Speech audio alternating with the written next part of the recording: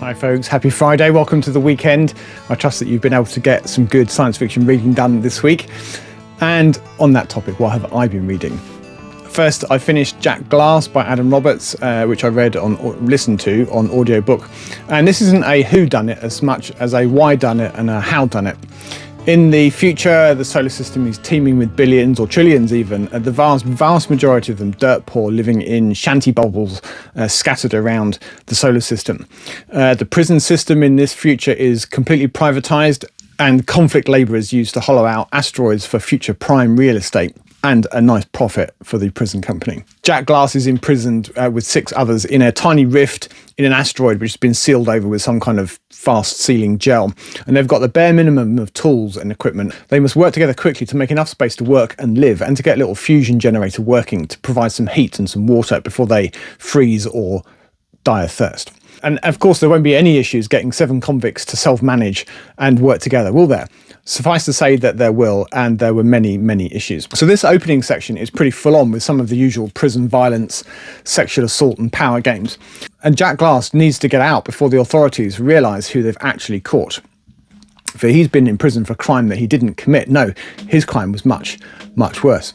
But how do you escape from an asteroid that's literally in the middle of nowhere? And that is the central mystery of the opening section of the book. It's a prison break, essentially. Then there's a rather dramatic change of scene. We flip to 2 teenage girls, both of whom are super smart and they're down on Earth. Both of them are the daughters of one of the leading families in the solar system, one rung down from the chief boss of it all. One of their servants, one of their family retainers, has been murdered, but by who and why and how? The youngest daughter fancies herself to be an amateur detective based on her overconsumption of murder mysteries on the net, and with the hubris of wealth and entitlement, she assumes control of the investigation over the heads of the police, assisted by the family factotum Iago, who may not be everything that he seems. Jack Glass is a series of nested mysteries, all in the service of a broader story, which wraps up nicely by the end, answering the how and the why of all of it. I liked it. I enjoyed my time with this book. Adam Roberts' prose is uncomplicated, and I enjoyed listening to it on audiobook. And it's narrated by Elliot Chapman. It moves along briskly, and I liked the mystery elements. It reminded me a little bit of my enjoyment of the Sherlock Holmes books as a kid, with obviously a much more science fiction setting. If you like Adam Roberts and you haven't read this one yet, then I definitely recommend it. Next, I was fishing around on Audible looking for books that I could listen to that are included in my subscription that I don't need to cough up either money or credit for. And I was pleased to find that there's an omnibus of 5 H.G. Wells books, and then got stuck in. So first up was The War of the Worlds, narrated by David Tennant in this case, he of Doctor Who fame, amongst other things. And I know this story, and you know it too. It's been part of the collective awareness for over 100 years now. I know it principally via the Jeff Wayne musical, bizarrely, which I listened to a lot when I was a kid. It was the first CD that my father bought when we first got a CD player. So the Jeff Wayne musical, and then of course the various movies that there've been over the years. But I don't think I've read it before. It's one of those books that I think, well, surely I've read War of the Worlds, but I don't think I have. Certainly having read it now, I don't think I have. But considering it's over 120 years old, I thought that it holds up extremely well. And The War of the Worlds, of course, tells the story of an invasion from Mars. The basic structure of the book is familiar from my other reference points, but I did enjoy the more detailed view that Wells gives us in the book. The horror of the heat ray is really well conveyed, I thought, as is the sense of growing panic. At first very local, this is a world of poor communications after all, but soon spreading as the news gets out. I particularly enjoyed the flight of millions from a London besieged by tripods burning and gassing everything in sight. Our narrator in The War of the Worlds is a writer, if I remember correctly, and he has the misfortune to live very near the first landing site on Horsell Common. He witnesses the emergence from the partly buried cylinder of the Martians and their immediate destruction of the white flag-waving delegation that's sent to meet them. Being a sensible chap, he makes a run for it, squirreling his wife away in a nearby town and returning to absolute mayhem. From that point on, he's either running from or hiding from the dastardly and merciless Martians. He gets caught up with a soldier whose entire unit has been wiped out, and later a curate, a man of God, who has totally fallen apart. Our man is trapped with this particularly whiny curate in a house almost flattened by a Martian cylinder. The scenes in the ruins of this house, surrounded by Martians, were quite tense and well done. But I did want to give the curate a good punch, though. He's a very unlikable character. I was reminded of some of the scenes in The Day of the Triffids, the quiet London streets and the scenes of panic as normal life breaks down. Perhaps an echo down the years of the broad influence of H.G. Wells on the genre. I really enjoyed reading it. I mean, it's a quick read, it's a slender book, and you kind of know what's going to happen if you've been like awake for your life to this point. After that one, I went straight from War of the Worlds to another influential stone cold classic that invented an entire subgenre, a foundation stone of science fiction. Yes, it's time for the time machine.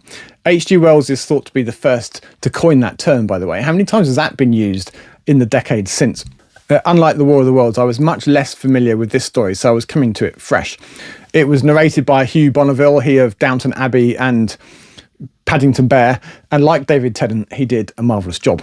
And like War of the Worlds, it's a short book and a quick listen, 3 hours maybe. Our protagonist and narrator is referred to in this book simply as the time traveller.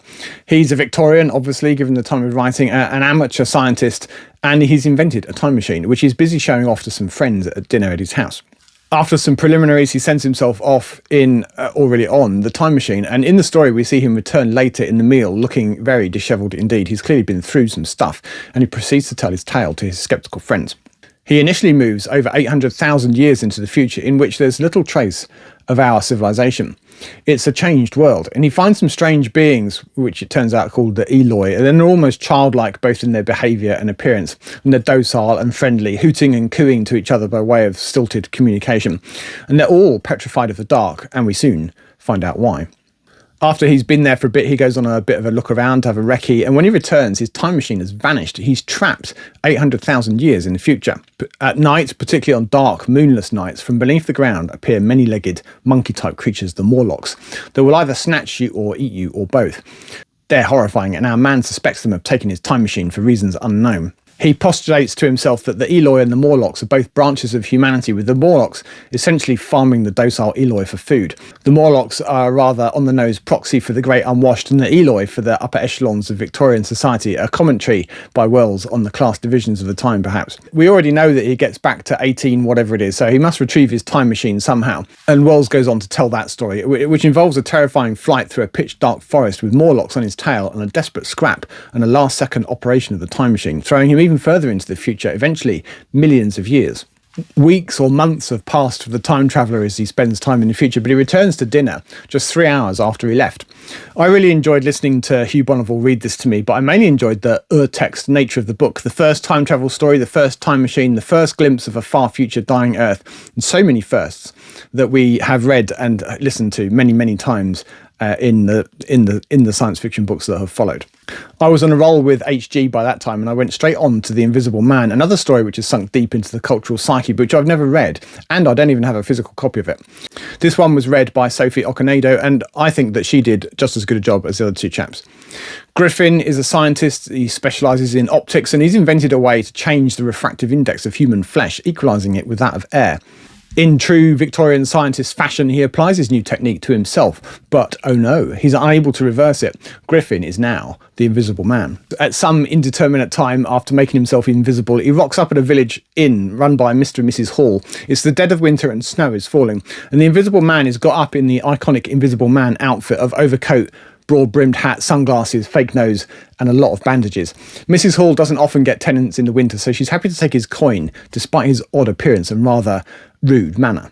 In fact, Griffin turns out to be a massive pain in her ass. He's rude, he's demanding, he's obsessive, banging and crashing about at all hours of the night. And he's turned her parlour into a science lab and is generally an odd individual, generating a certain amount of gossip in the village. The local constabulary get involved when there's a burglary in the village, just at the time that the Invisible Man is running short of funds. And what does an Invisible Man do when confronted by West Sussex's finest? Why, he immediately gets undressed, vanishing himself in the process. And from this point on, Griffin is on the run. He gets caught up with a tramp who he bullies into fetching and carrying for him. By this time, there's a general hue and cry for him. Rumours of the Invisible Man are spreading, and groups of men are searching the countryside for likely hiding places. Somewhat to my surprise, Griffin, it turns out, is a rather nasty piece of work, actually. He's not a very sympathetic character at all, seeming to relish his role as some kind of new bogeyman.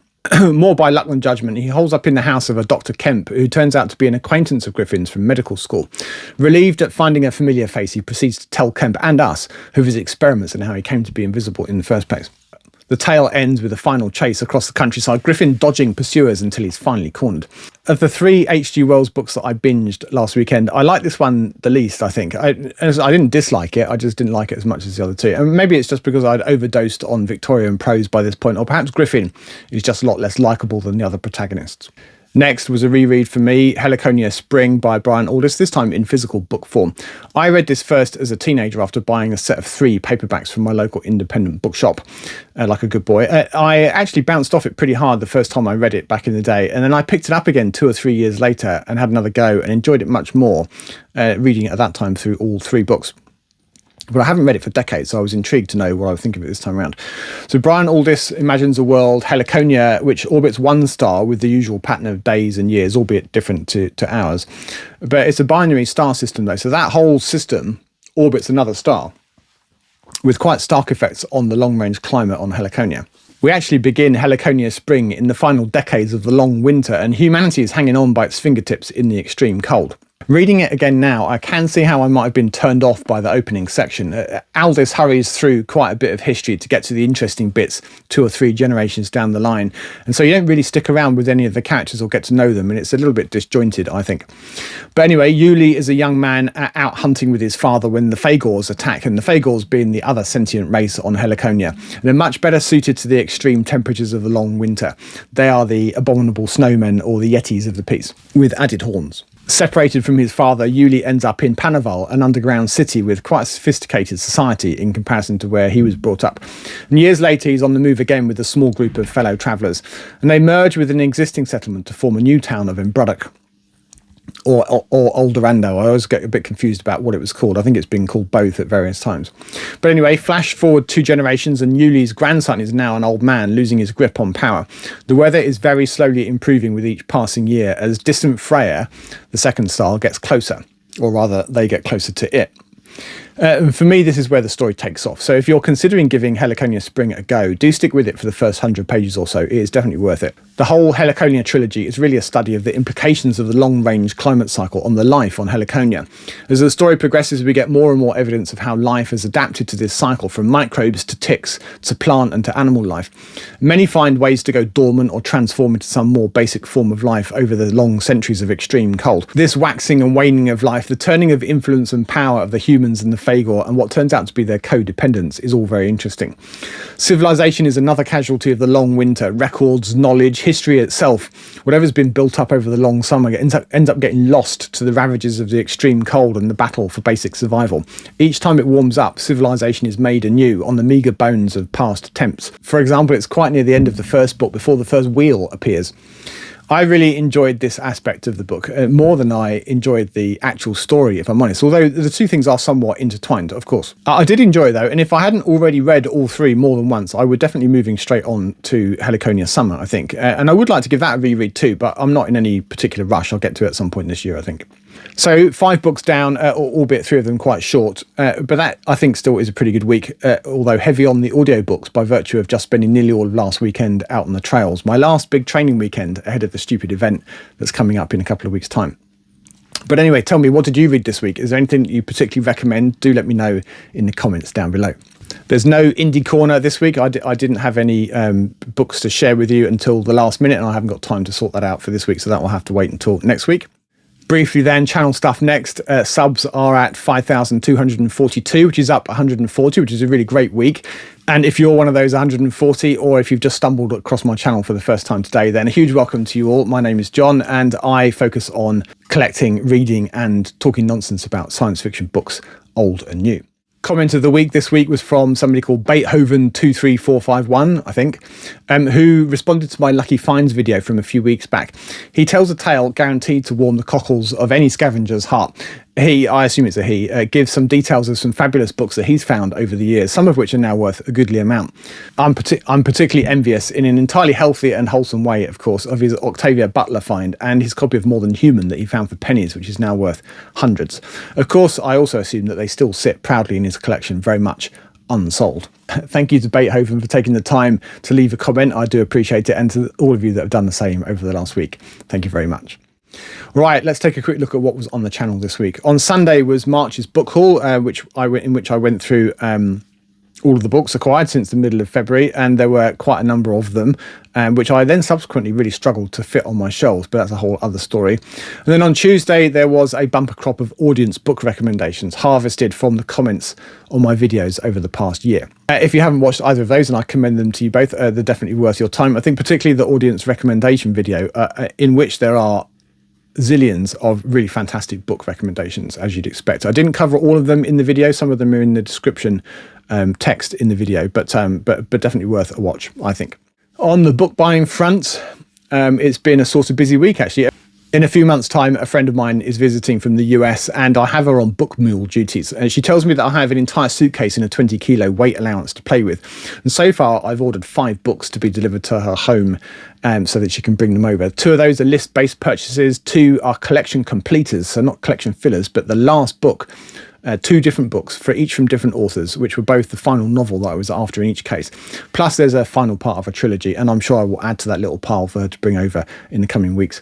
I've also found a couple of books in a charity shop. Yay for me, it's been slim pickings recently, and then 1 or 2 more have been ordered online. Plus, very exciting, someone very kindly offered to send me some books that they wanted shot of that I'm very keen to read, which have arrived, and I shall very happily add those to my shelves, assuming that I can find room to them, of course. And to add to the fun, it's my birthday at the end of the month, so I've been considering what books might grace my gift pile. The first order of business was to agree with my wife what her budget for my birthday is, and then I've subsequently ordered a couple of somewhat uncommon first editions that I wouldn't normally splash the cash for, but that would make a fantastic birthday present. The to be hauled pile currently stands at 24 books, with a bunch more on their way. Let's take a little look ahead. This coming week, I'm hoping to finish off the sequel to the hard science fiction video. It's recorded, so that's a good start, and I have begun the edit. And with the following wind, that might appear on Sunday. If not, it'll be during the week some point. I might have a chance to do that update on the Broderick and De Filippo list in the coming week, or at least make a start on it, and in which case it might not appear until the following week. We'll see. After that, we're into the usual month-end content, selecting April's reading and a recap of March. And for April, I'm thinking that I might leave the bingo balls of fate and the decision dice of destiny to one side and focus on those authors who are presently taking up mucho real estate on my shelves.